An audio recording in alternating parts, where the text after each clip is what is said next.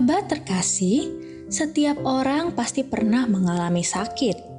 Namun, kita harus bersyukur karena memiliki Tuhan sang sumber kesembuhan bagi kita.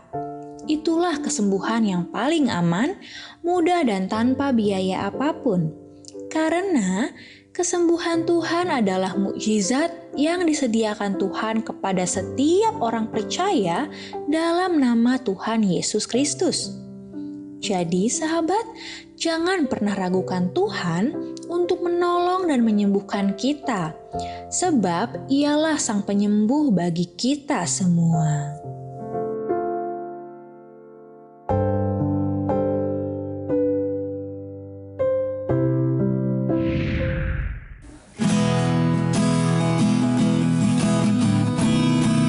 Kuasa-Mu terlebih besar, Tuhanku terlebih besar. Tak pernah terlambat janji-Mu ya Tuhan, menolong hidupku. Kuasa-Mu terlebih besar, Tuhanku terlebih besar. Tak pernah terlambat janji-Mu ya Tuhan, pulihkan hidupku. Ku percaya Kau bekerja mendatangkan kebaikan di hidupku. Ku percaya Kau bekerja mendatangkan kebaikan, mendatangkan kebaikan.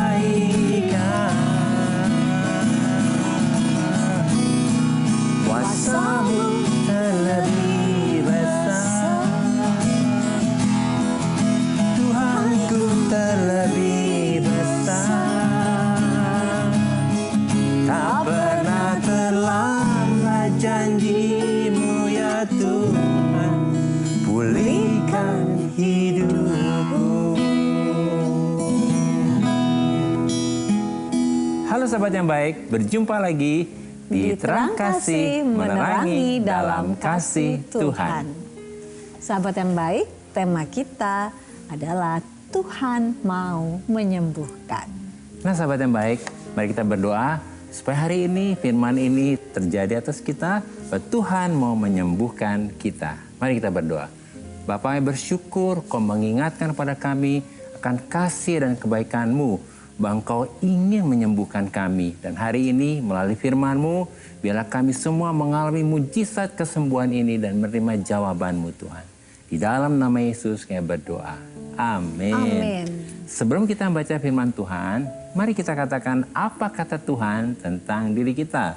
Bahwa saya spesial di mata Tuhan. Saya berharga di mata Tuhan. Saya sangat dikasihi Tuhan. Kehidupan saya dan masa depan saya bersama Tuhan adalah sungguh amat baik. Katakan amin. Nah sahabat yang baik, mari kita baca firman Tuhan ini dari Markus pasal 1 ayat yang ke-40. Demikian firman Tuhan. Seorang yang sakit kusta datang kepada Yesus, dan sambil berlutut di hadapannya ia memohon bantuannya. Katanya, kalau engkau mau, engkau dapat mentahirkan aku. Mari kita baca ayat selanjutnya, Markus 1 ayat 41. Demikian firman Tuhan. Maka tergeraklah hatinya oleh belas kasihan. Lalu ia mengulurkan tangannya, menjamah orang itu dan berkata kepadanya, aku mau, jadilah engkau tahir. Wow, luar biasa. Puji Tuhan. Tuhan langsung ngomong, aku mau. Nah itu hatinya Tuhan. Ya, benar ya. Tuhan selalu mau. Ya, mau dia menolong. mau menyembuhkan Iya. kita ya. Puji Tuhan, firman Tuhan ini adalah kisah orang yang sakit kusta yang disembuhkan oleh Yesus. Bayangkan pada masa itu orang yang sakit kusta dianggap terkutuk, najis, berbahaya, dan bisa menular kepada orang lain. Sehingga orang yang sakit kusta ini tidak boleh didekati dan tidak boleh disentuh. Jadi dalam hukum Taurat, mereka yang tersentuh orang kusta menjadi najis. Oleh karena itu mereka dikucilkan, orang kusta itu dikecilkan. Dan mereka harus tinggal di tempat khusus untuk orang-orang kusta sampai akhir hidup mereka. Sebab faktanya pada masa itu orang yang sakit kusta tidak bisa disembuhkan dan tidak bisa kembali hidup normal. Ya, memang situasi seperti itu pada masa itu. Kalau udah sakit tidak ada kusta, harapan. kayak udah divonis aja nih, sudah divonis. dikucilkan ya, dan kehidupannya terpisah dengan orang-orang yang lain ya. Tetapi setelah orang kusta ini mendengar tentang Yesus yang baik, Yesus yang penuh belas kasihan dan yang bisa menyembuhkan, maka bangkitlah imannya dan pengharapannya untuk memberanikan diri datang kepada Yesus dan berkata, "Kalau engkau mau, engkau dapat mentahirkan aku." Dalam versi The Passion Translation dikatakan orang ini berkata, "Engkau memiliki kuasa untuk menyembuhkanku saat ini juga, sekiranya engkau mau." Wow, amin ya. Nah, mendengar ini respon Yesus bukannya menjauh, takut tertular atau takut menjadi najis. Tetapi respon Yesus justru tergerak hatinya oleh belas kasihan. Sebab Yesus ingin dan mau menyembuhkan orang kusta itu. Lalu Yesus mengulurkan tangannya dan menyentuh kulit penderita kusta itu. Wah, ini luar biasa ya. Biasa. Yesus mengulurkan tangannya dan menyentuh kulit yang sakit kusta itu ya. Lalu Yesus berkata kepada orang yang kusta ini, "Aku mau, jadilah engkau tahir." Wah, luar biasa ya. Langsung Yesus katakan, aku mau. Ya, nah, yang menarik dalam versi The Passion Translation dikatakan Yesus berkata, "Tentu saja aku ingin kamu sembuh. Sekarang juga jadilah tahir." Wah, luar biasa. Sekarang juga jadilah tahir. Dan seketika itu juga orang ini sembuh dari sakit kustanya. Karena Yesus melepaskan, mengalirkan, dan menularkan kuasa kesembuhan kepada orang kusta ini. Amin ya, waduh luar biasa ya. Jadi faktanya orang kusta ini bisa menularkan kustanya ya kepada orang lain Tetapi kebenarannya ketika Yesus menyentuh kulit orang kusta ini, Yesus bukannya tertular kusta dan menjadi najis. Tetapi justru orang kusta ini yang menjadi sembuh dan tahir. Karena Yesus melepaskan dan menularkan kesembuhan, kehidupan, dan kekudusan kepada orang kusta ini. Wah, luar biasanya. Bukannya Yesus tertular, maka Yesus menyembuhkan ya. Yesus menularkan itu kehidupan, justru kesembuhan. Luar biasa. Ini menjadi bukti ya bahwa Tuhan ingin menyembuhkan kita. Oleh karena itu sebagai orang beriman, belief system kita atau sistem keyakinan kita harus percaya bahwa kebenarannya adalah segala kuasa di surga dan di bumi sudah diberikan kepada Yesus. Dan Yesus yang berkuasa di surga dan di bumi ini sudah ada di dalam kita, hidup di dalam kita, dan menyatu dengan kita. Amin ya, coba bayangkan ya betapa dahsyatnya kehidupan kita di dalam Yesus. Oleh karena itu kita jangan hidup berdasarkan fakta yang ada. Sebab fakta bukanlah kebenaran. Tetapi sebaliknya kita harus hidup, melihat, berkata-kata, dan berespon seperti apa kata Tuhan. Yaitu sesuai dengan kebenaran firman Tuhan. Sehingga kehidupan kita ini menularkan kesembuhan, kehidupan, dan kekudusan. Amin. Nah, sahabat yang baik, mari kita baca firman Tuhan ini akan menguatkan kita dari Matius pasal 28 ayat ke-18. Demikian firman Tuhan. Yesus mendekati mereka dan berkata, "Kepadaku telah diberikan segala kuasa di sorga dan di bumi." Amin ya. Nah, melalui firman Tuhan ini kita diingatkan bahwa Yesuslah yang berkuasa dan yang menentukan segala sesuatu yang di surga dan di bumi. Yesus adalah firman yang hidup. Dan Yesus hidup di dalam kita dan menyatu dengan kita. Jadi di dalam Yesus kita sudah diberi kuasa untuk memindahkan semua realita yang ada di surga itu terjadi di bumi. Amin ya. Nah, melalui renungan singkat ini kita dapat menyimpulkan bahwa Yesus mau dan sangat ingin untuk menyembuhkan kita dengan segera. Sebab Yesus memiliki kuasa yang tidak terbatas untuk menyembuhkan kita. Oleh karena itu, sebagai orang beriman, kita jangan meragukan Tuhan. Tetapi kita harus percaya akan kasih, kebaikan, dan kepedulian Yesus kepada kita yang percaya dan yang berharap kepada Yesus. Nah sahabat yang baik, demikianlah firman Tuhan untuk hari ini. Jangan kemana-mana, pastikan tetap ada di terang kasih, menerangi dalam kasih Tuhan.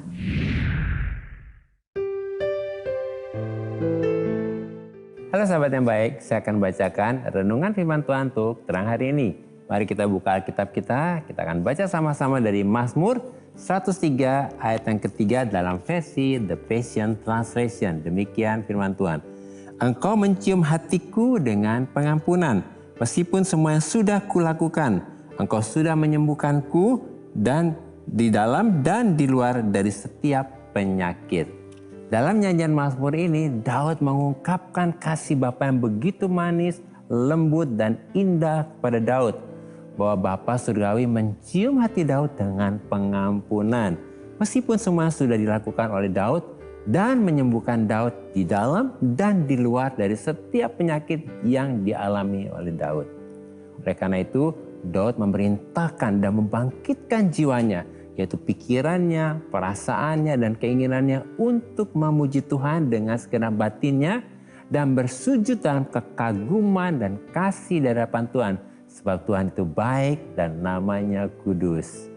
Sebagai orang beriman, kita harus terus fokus pada kebaikan Bapa Surgawi yang memberikan ciuman pengampunan kepada kita. Meskipun kita banyak kekurangan dan tidak melupakan mujizat-mujizat Tuhan, Ia menyembuhkan kita dari dalam dan dari luar. Dengan kita membangkitkan jiwa kita untuk bersyukur dan memuji Tuhan. Tuhan memberkati.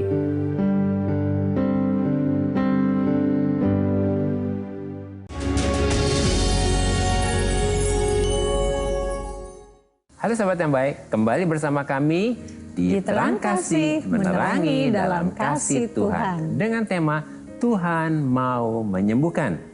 Nah sahabat yang baik, ini ada beberapa DM yang masuk. Salah satu diantaranya dari Erni Manurung. Silakan sayang. Nah ya, ini demikian isi DM-nya.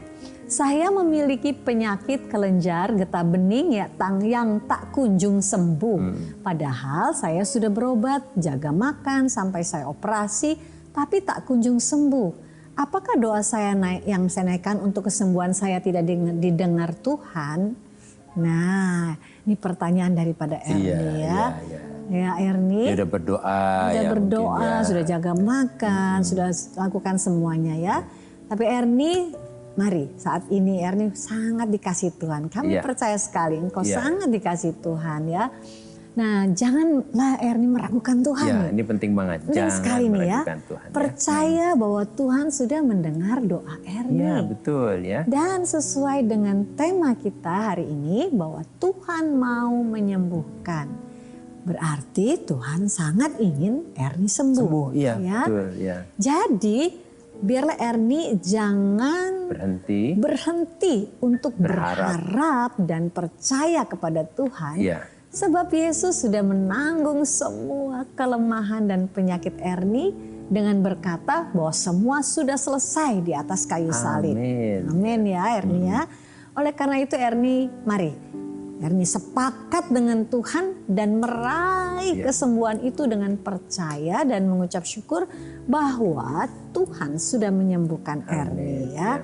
Ada ayat di dalam 1 Petrus 2 ayat 24 dikatakan demikian. Ia sendiri telah memikul dosa kita di dalam tubuhnya di kayu salib. Supaya kita yang telah mati terhadap dosa hidup untuk kebenaran dan oleh bilur-bilurnya kamu telah sembuh. Ya Erni, ini ayat pegang ya. Bahwa Tuhan berkata bahwa dia sudah memikul semua dosa kita di dalam tubuhnya di kayu salib. Dan kita ini telah mati terhadap dosa, kita hidup untuk kebenaran. Dan dikatakan yang luar biasa di sini dikatakan oleh bilur-bilurnya Erni telah sembuh. Amin. pegang ini, deklarasikan ini, karena ini adalah haknya Ya. Ernie ya, karena Yesus sudah memberikan ini hak untuk Ernie bisa sembuh ya. Jadi Ernie percayalah ini firman ini, karena firman ini adalah kebenaran dan firman inilah yang harus terjadi dalam hidupmu ya. Amin. Dan sahabat yang baik yang mungkin saat ini juga sedang mengalami sakit penyakit, sudah tidak sembuh, sepertinya tidak sembuh-sembuh, sepertinya apa yang didoakan tuh kok sepertinya tidak terjadi, tapi hari ini firman ini adalah ya dan amin. Kalau kita pegang firman ini, bahwa oleh bilur-bilurnya kamu telah sembuh, maka ini menjadi satu kenyataan yang dinyatakan yang terjadi dalam kehidupanmu. Dan oleh sebab itu kita mau bersyukur bahwa ada janji Tuhan untuk kita yang sakit. Bahwa Yesus sudah menyelesaikan semua di kayu salib. Dan oleh birunya kita telah sembuh ya. Kita mau datang kepada Tuhan. Amin. Bapa, Engkau tahu apa yang dialami oleh anakmu yang kekasih ini, Ernie Tuhan. Kalau ia mengalami sakit penyakit getah bening, Tuhan, kami percaya akan kebenaran firman-Mu bahwa Engkau mati di kayu salib, Engkau mengatakan sudah selesai. Bahwa semua sakit penyakit maupun kelemahan kami sudah ditanggungkan kepadamu, sudah dibayar lunas oleh-Mu. Dan adalah kehendak-Mu lah kami menikmati kesehatan yang sempurna. Adalah kehendak-Mu lah anak-Mu Ernie yang Kau kasih ini mengalami dan menghidupi kehidupan yang sehat. Bahkan juga untuk sahabat-sahabat yang baik yang lain yang saat ini mungkin sedang mengalami sakit penyakit. Biarlah mulai hari ini firman ini diremakan menjadi satu rema dalam kehidupan mereka. Untuk mereka percaya bahwa sesungguhnya Engkau sudah menanggung semua sakit penyakit dan kelemahan kami di atas kayu salib. Engkau katakan sudah selesai. Sehingga iblis engkau tidak berhak atas tubuh mereka. Tidak berhak atas apapun yang sudah menjadi milik Kristus. Bahwa saudara-saudara kami ini, sahabat-sahabat kami ini adalah anak-anak Allah yang sudah ditebus dan memiliki fasilitas daripada apa yang terjadi di surga itu terjadi dalam kehidupan mereka. Oleh sebab itu kami katakan jadilah sembuh bagi Ernie dari semua penyakitnya, dan sahabat-sahabat yang baik yang lain yang sekarang sedang menderita sakit, jadilah sembuh, dan biarlah kami ke depan mengalami kehidupan yang penuh kemenangan di dalam kesehatan yang sempurna yang Tuhan karuniakan kepada kami di dalam Kristus Yesus. Dalam nama Yesus kami berdoa dan mengucap syukur. Amin. Amin. Nah, berikutnya ada DM dari Monang Rumondor. Shalom, malam Pak Agus, Bu Mala. Selamat malam juga Monang. Ya, berharap sudah menyaksikan program Terang Kasih ini ya. Demikian isi DM dari Monang. Saya mau tanya dong, saya memiliki luka di hati karena disakiti oleh saudara saya berulang kali. Sehingga itu menjadi akar pahit di hidup saya. Dan saya menjadi pribadi yang cuek dengan saudara saya. Saya tahu itu salah. Saya selalu minta kepada Tuhan supaya rasa sakit hati saya ini bisa hilang. Tapi rasa sakit ini tidak kunjung hilang. Apa yang harus saya lakukan? Ya Monang ya, kayaknya dalam juga nih lukanya nih gitu ya. Ya. Kami mengerti perasaan kamu yang terluka ya. Jadi kamu jadi pahit, jadi kecewa ya. Nah sesuai dengan tema bahwa Tuhan mau menyembuhkan.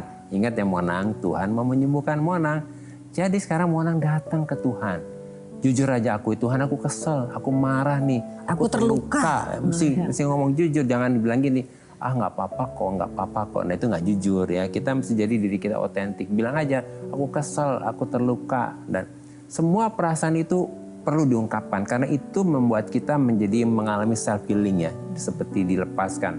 Lalu lepaskan pengampunan setelah itu ya. Jadi katakan Tuhan beri aku kasih karunia, aku mau melepaskan pengampunan. Karena pengampunan akan membebaskan kita dari kepahitan. Itu seperti apa?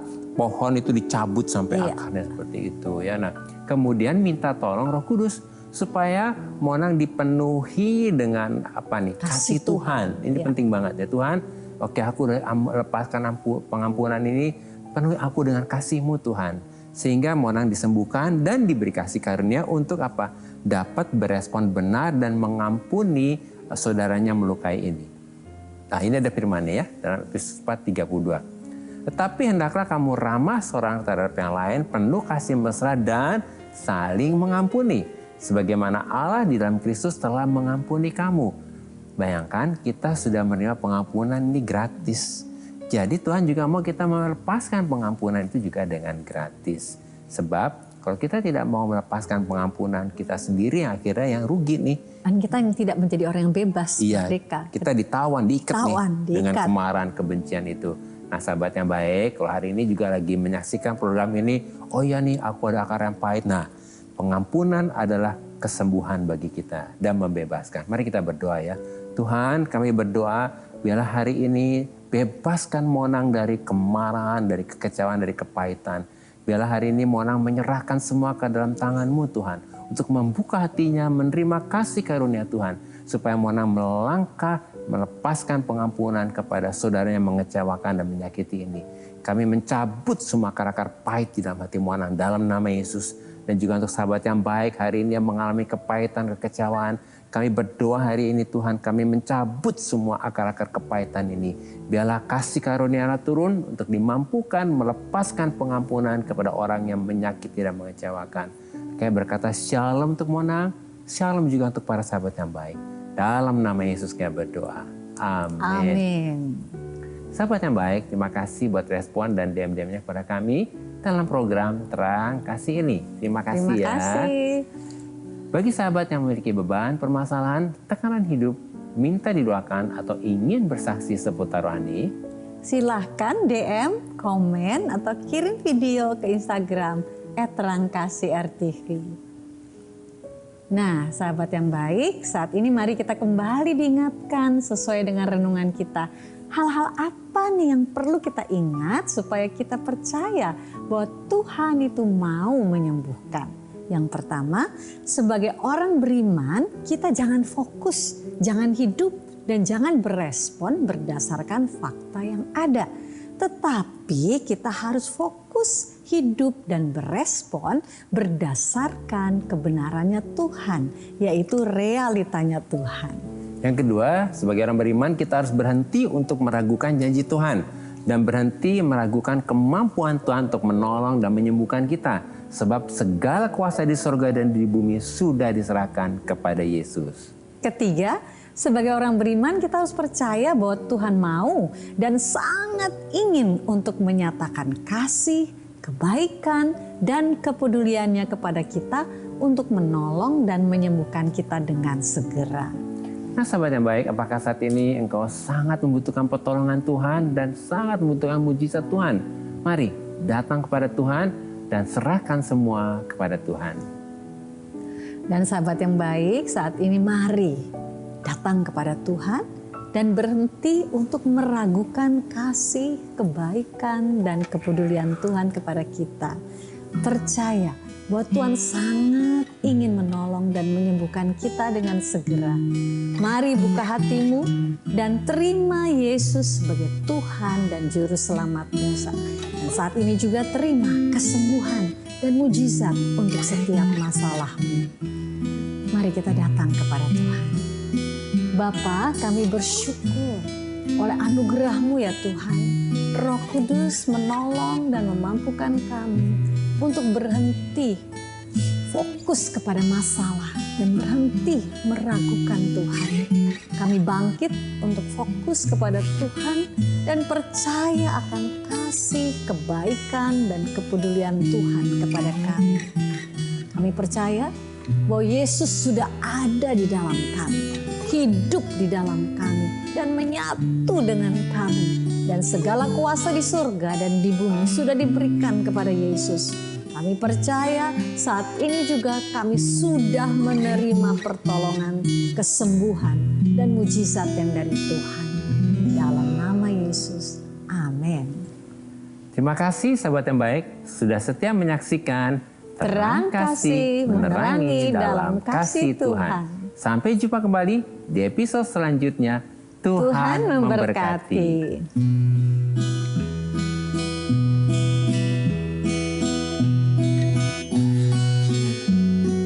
Pujilah Tuhan, hai jiwaku, puji namanya segenap batinku.